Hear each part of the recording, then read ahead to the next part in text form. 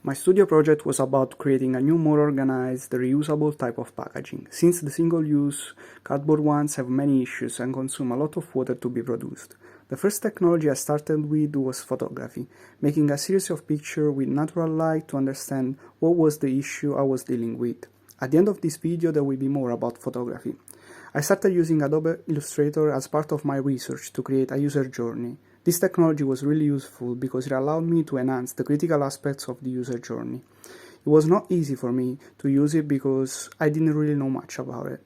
I wasn't able to find some Illustrator emoticons, so I followed some tutorials to understand how to upload them inside the software. Now I know how to upload fonts in this program. The next technology I chose was prototyping with cardboard and paper. Cardboard and paper are cheap and easy to work with. I've made many prototypes and iterations that allowed me to understand how people behaved around this product. I also was able to make foldable structures, which became the foundation for my final prototype. I also learned how to sculpt shapes with foam. To make a more precise design, I started using Fusion 360. Unfortunately, there was no version of SolidWorks for MacBook.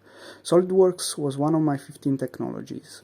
So I first sketched the shape I wanted and then extruded them. I also used Fusion to make a mold. To do so, I followed a YouTube tutorial that explained me how to cut out a shape from another solid shape. In this way, I learned how to make a one-part mold with CAD. Once the design was done, I needed to make it real, so I used the laser cutter.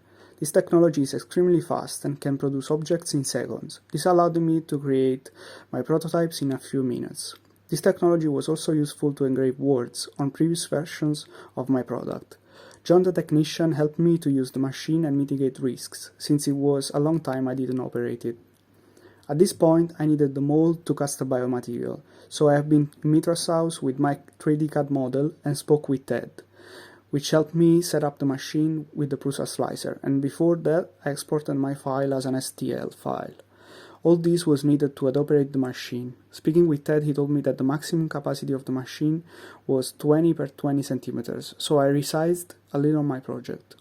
This is some good knowledge that I will take with me after this experience. Once the mold was done, I created my biomaterial, which was a recipe taken from Materium.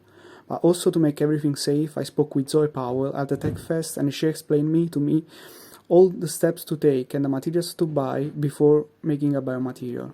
This was really experimentation for me because before starting this I didn't believe that it was possible to make something like plastic at home and biodegradable. Learning this technology will help me for sure in the future and help me a lot for my studio product. The last technology is the one that I mentioned at the beginning, photography. Photography was really something I wanted to master, especially using lightings to make it professional. So I've been to Mitra's house in the North Photography Studio and placed my final prototype under the lights.